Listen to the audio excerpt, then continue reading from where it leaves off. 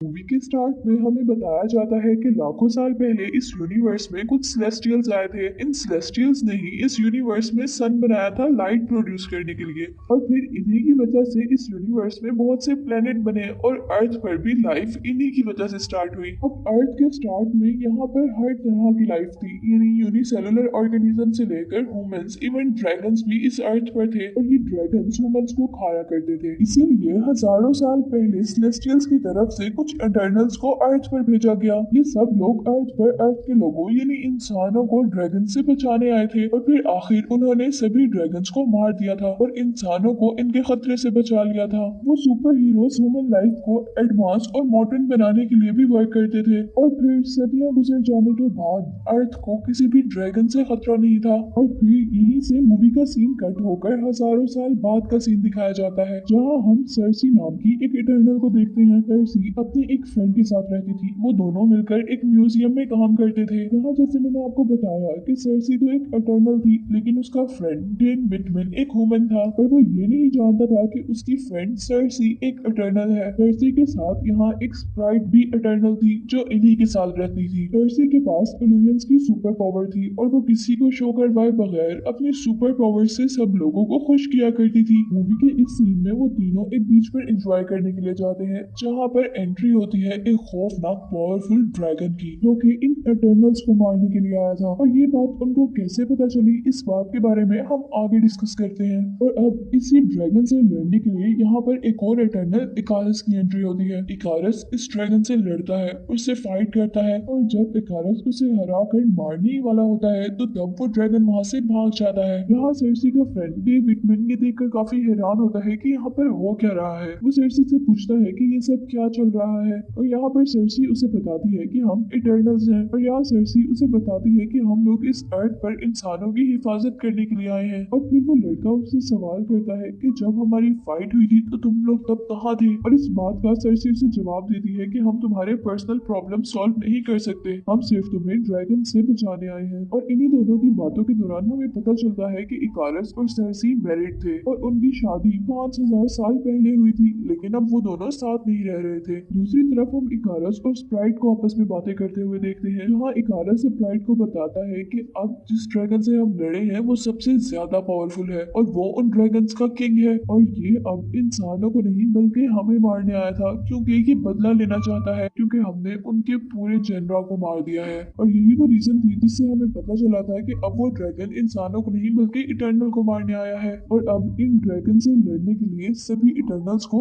Reunion करना था। अब यहाँ से मूवी फ्लैशबैक में चली जाती है, और हमें 5000 साल पहले का सीन दिखाया जाता है, जहाँ एक सेलेस्टियल इन इटर्नल के लीडर एजैक को कुछ इंस्ट्रक्शन दे रहा था। वो सेलेस्टियल उस लीडर से कहता है कि तुम कभी अर्थ पर अर्थ के लोगों से या अर्थ से इमोशनली अटैच मत होना, तुम बस अपने काम पर फोकस करना। और इसी दौरान अब हमें एक और इटर्नल दिखाया जाता है, जिसका नाम फास्टोस है, और वो भी इंसानों की हेल्प करना चाहता था। और इंसानों की हेल्प करने के लिए अब वो अपने टेक्नोलॉजी का यूज करते हुए एक इंजन इन्वेंट करता है, लेकिन वो सारे इटर्नल्स इस बात पर एग्री नहीं होते कि वो लोग ये इंजन को इंसानों को दे देंगे, क्योंकि इंसान अभी तक इतने ज्यादा एडवांस नहीं हुए थे। और इसके बाद फिर वो फास्टोस इंसानों की हेल्प करने के लिए एक हल बनाकर उन्हें देता है, जिससे क्रॉप्स कल्टीवेट की जा सके। इसके बाद हम सभी इटर्नल्स को पार्टी करते हुए देखते हैं, लेकिन यहाँ एक इटर्नल फेनस पार्टी नहीं करती, और वो कहती है कि यहाँ पर मैं पार्टी करने नहीं आई बल्कि यहाँ पर लड़ने आई हूँ। और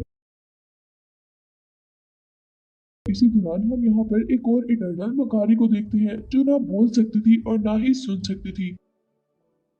वो इटर्नल इशारों में बात किया करती थी, और यही हमें दिखाया जाता है कि हजारों साल पहले इंडिया में इकारस और सर्सी की भी शादी हुई। और अब मूवी में हम प्रेजेंट सीन की तरफ आते हैं, यानी जहाँ पर इकारस सरप्राइज से सभी इटर्नल्स के रियूनियन की बात कर रहा है, और अब वो तीनों इस काम के लिए एचएफ के पास जाते हैं, जो कि मैंने आपको पहले बताया कि उनकी लीडर है। लेकिन उनके वहां पहुंचने से पहले ही मॉन्स्टर वो अजैक को मार देता है। जहाँ मैं आपको बताती हूँ कि अजैक के पास सेलेस्टियल से कॉन्टेक्ट करने की पावर थी और वो पावर अब सर्सी के पास आ गई थी और यहाँ अब सर्सी सेलेस्टियल से कांटेक्ट करती है और अब सर्सी उस सेलेस्टियल से क्वेश्चन करती है कि इटर्नल्स कैसे मर सकते हैं और वो सेलेस्टियल सर्सी को आंसर करता है कि ये सब तो वक्त की बात है। इसके बाद हम दोबारा अब मूवी में पास्ट के सीन देखते हैं और मूवी पास्ट के सीन के साथ जाकर जुड़ती है यानी जहाँ हमें दिखाया जा रहा है कि इंसानों की लड़ाई हो रही है और इस लड़ाई में एक इटर्नल्स इंसानों की हेल्प करना चाहता है लेकिन बाकी सब इटर्नल्स उसे मना करते हैं क्योंकि उन्हें इंसानों के पर्सनल्स में हेल्प करने की बिल्कुल परमिशन नहीं थी। लेकिन वो इटर्नल तभी भी सब इंसानों की हेल्प करता है और इसी बात पर सब इटर्नल्स में लड़ाई हो जाती है। अब यहाँ पर इजैक सबसे कहती है कि अब इस दुनिया में ड्रैगन्स नहीं रहे, अब हम सब फ्री हैं और वो कहती है कि तुम लोग नॉर्मल इंसानों की तरह कहीं भी रह सकते हो। अब इसके बाद हम प्रेजेंट सीन में अब इंडिया में एक इटर्नल को देखते हैं जो अब एक एक्टर बन चुका था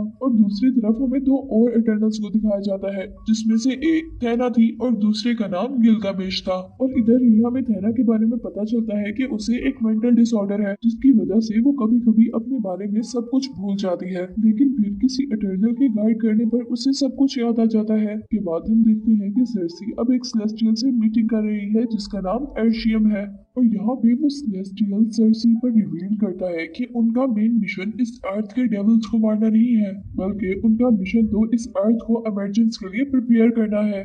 और अब एरिशियम इमरजेंस को एक्सप्लेन करते हुए बताता है कि लाखों साल में एक सेलेस्टियल पैदा होता है और वो बताता है कि अभी तक अर्थ का सेलेस्टियल पैदा नहीं हुआ। यहाँ वो सर्सी पर ये भी रिवील करता है कि ये सब कुछ इस एरिशियम सेलेस्टियल ने ही बनाया है ताकि इकोसिस्टम में बैलेंस मेंटेन रहे। लेकिन वो बताता है कि वक्त के साथ साथ कुछ ड्रैगन्स मेरे हाथ से निकल गए और फिर उनको खत्म करने के लिए मैंने तुम्हें यानी इटर्नल्स को क्रिएट किया। और वो कहता है कि अगर मैं इटर्नल्स को ना बनाता तो ये ड्रैगन सारे इंसानों को खा लेते और इस तरह इस दुनिया की पॉपुलेशन खत्म हो जाती और फिर अर्थ का सेलेस्टियल कभी पैदा ना होता। और वो कहता है कि ये सारा प्रोसेस अर्थ के सेलेस्टियल को निकालने के लिए है और इसी प्रोसेस को इमरजेंस का नाम दिया गया है। और अब वो सेलेस्टियल सर्सी को ये भी बताता है कि जब अर्थ का सेलेस्टियल पैदा हो जाएगा तो ये सारी अर्थ एक मर्तबा डिस्ट्रॉय हो जाएगी और यहाँ पर सारे लोग इंसान इवन हर चीज खत्म हो जाएगी।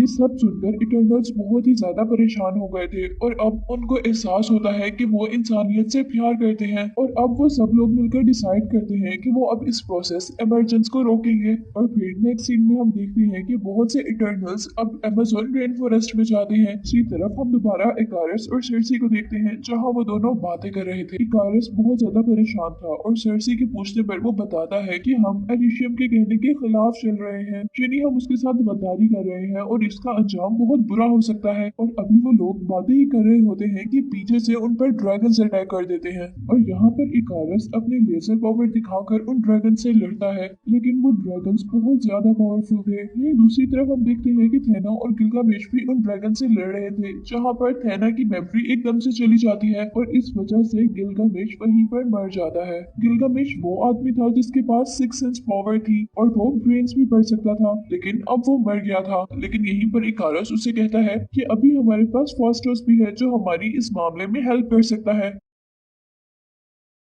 और यहीं से मूवी थोड़ी फ्लैशबैक में जाती है और हमें वही सीन दिखाया जाता है जहाँ पर एक इटर्नल ने लोगों की जंग में हेल्प की थी और वो इटर्नल था फास्टोस जिसने जंग के लिए इंसानों को न्यूक्लियर बॉम्ब बनाकर दिए थे और उसी की इन्वेंशन की वजह से नागासाकी पूरा का पूरा बर्बाद हो गया था। और इस हादसे के बाद उसने अपने आप से वादा कर लिया था कि वो कभी भी अपनी पावर्स का यूज नहीं करेगा। अब इकारस और सर्सी फास्टोस के पास जाते हैं जहाँ उन्हें फास्टोस का बेटा भी मिलता है।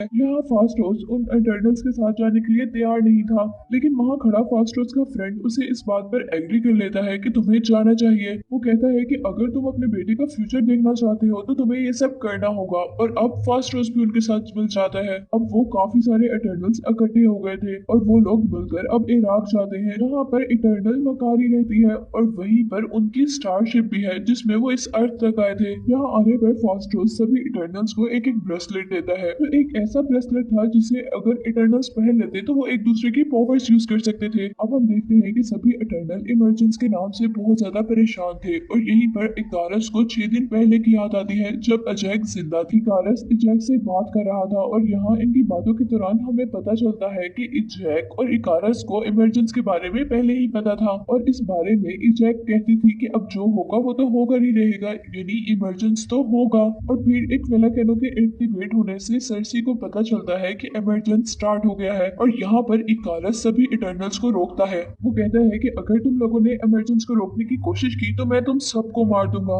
यानी यहाँ पर हम पर ये रिवील होता है कि इकारस भी चाहता था कि इस दुनिया में इमरजेंस प्रोसेस हो और यही वो सबको ये भी बताता है कि अजैक को भी उसी ने मरवाया था। और साथ ही वो ये भी कहता है कि अगर एक प्लेनेट खत्म होगा तो ही हजारों प्लेनेट जन्म लेंगे और मैं इस अर्थ को बचाने में तुम्हारा साथ नहीं दूंगा, बल्कि मैं तो अपने मास्टर के लिए ही काम करता हूँ। यहीं पर हम देखते हैं कि किंगो और स्प्राइट भी अब इकारस के साथ हो जाते हैं क्योंकि उनको बहुत सारे प्लेनेट मिलने से ज्यादा खुशी थी। इसके बाद हम देखते हैं कि बाकी इटर्नल्स यानी जो इमरजेंस के खिलाफ थे वो इमरजेंस को रोकने के लिए निकल जाते हैं और यहाँ इकारस स्प्राइट को कहता है कि तुम इमरजेंस को संभालो, यानी तुम इमरजेंस की प्रोसेस को पूरा होने दो और मैं बाकी इटर्नल्स को रोकता हूँ। यहीं पर सर्सी सारे इटर्नल्स से कहती है कि तुम लोग इकारस को रोको और मैं इस सेलेस्टियल को इस इमरजेंस प्रोसेस को रोकती हूँ। और अब दूसरी तरफ हम देखते हैं कि ड्रैगन्स के लीडर क्रो की भी एंट्री होती है और यहाँ हमें पता चलता है कि क्रो भी इकारस के ही साथ है और यहाँ क्रो से लड़ने के लिए थैना आती है। लेकिन जैसे मैंने आपको बताया कि थैना के साथ एक मेंटल डिसऑर्डर है और वो उससे लड़ते लड़ते अपनी सारी बात भूल जाती है कि वो क्या कर रही थी और जब वो ड्रैगन उसे हराने ही वाला होता है तो तब थैना की सारी याददाश्त वापिस आ जाती है और आखिर उस क्रो को थैना मार देती है।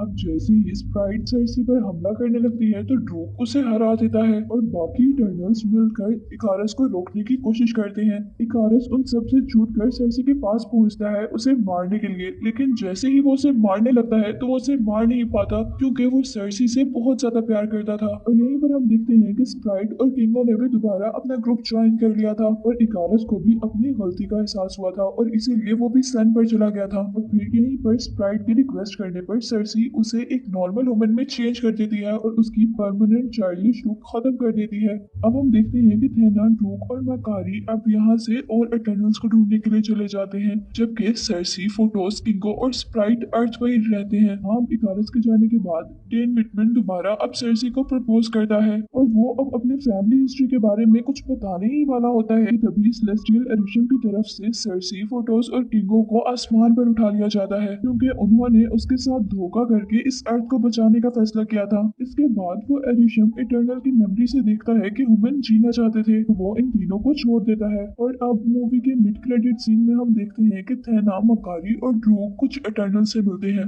जो उनको अपनी हेल्प ऑफर करते हैं। और अब मूवी के लास्ट सीन में डेन विटमैन को उसकी पावर्स के साथ दिखाया जाता है और यहाँ पे उसकी फैमिली हिस्ट्री को भी हम जानते हैं। और इसी के साथ एक अनसीन पर्सन उससे क्वेश्चन करता है कि क्या तुम इस सब के लिए रेडी हो, और यही दिखाते हुए ये मूवी एंड हो जाती है।